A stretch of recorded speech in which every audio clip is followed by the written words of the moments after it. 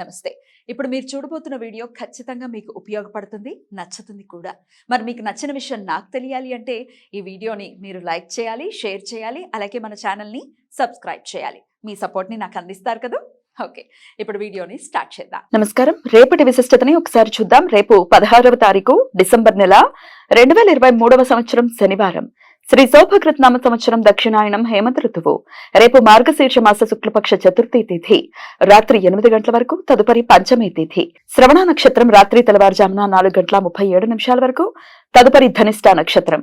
నక్షత్ర వర్జం ఉదయం 10:07 నుండి ఉదయం 11:35 వరకు. అమృతకాలం సాయంత్రం 7 గంటల నుండి రాత్రి 8:28 వరకు.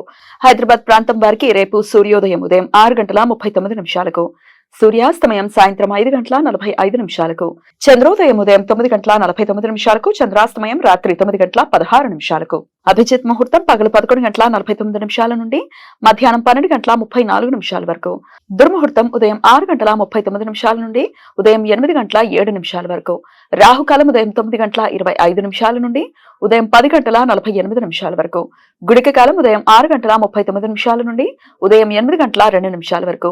యమగణ కాలం మధ్యాహ్నం 1:35 నుండి మధ్యాహ్నం 2:58 వరకు. రేపు మాస వినాయక చతుర్థి. వినాయక భక్తులు ప్రతి శుక్లపక్ష చతుర్థి రోజున ఉపవాసం ఉండి వినాయక వ్రతం ఆచరిస్తారు. వర గణపతి వ్రతం, కరక చతుర్థి వ్రతం, కపర్థి గణపతి వ్రతం. మార్గశీర్ష శుక్లపక్ష చవితి రోజు ఈ వ్రతం ఆచరిస్తారు. వృత్తి, ఉద్యోగ, వ్యాపారాదులలో స్థిరత్వ సమస్యలను ఎదుర్కొంటున్న వారు వాటిని అధిగమించడానికి రేపు గణపతి వ్రతాన్ని ఆచరిస్తారు. రేపు బదరీ గౌరీ వ్రతం. బదరి అంటే నేరేడు చెట్టు. వివాహిత స్త్రీలు తమ సుఖ వైవాహిక జీవితం కోసం రేపు నేరేడు చెట్టు కింద పార్వతీ పరమేశ్వరులను పూజించి నేరేడు పండ్లను నివేదన చేస్తారు. నివేదించిన నేరేడు పండ్లను తాము కొంచెం ప్రసాదంగా తిని మిగిలినవి చిన్నపిల్లలకు పంచుతారు. రేపు మాస శ్రవణ వ్రతం. విష్ణు భక్తులు ప్రతి నెల వచ్చే శ్రవణ నక్షత్రం రోజు ఉపవాసం ఉండి విష్ణుమూర్తి ఆరాధన చేస్తారు.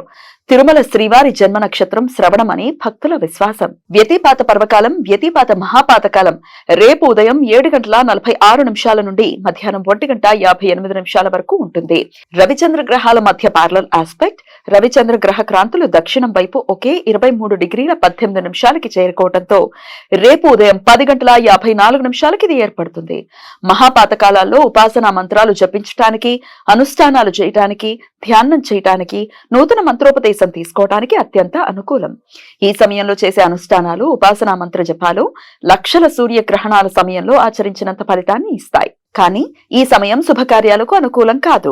రేపు నిరయన రవి ధనుస్సు రాశిలో మూలా నక్షత్రంలో సాయంత్రం 4 గంటలకి ప్రవేశిస్తాడు. అప్పటి నుండి మూలా కార్తె ధనుర్మాసం ప్రారంభమవుతుంది.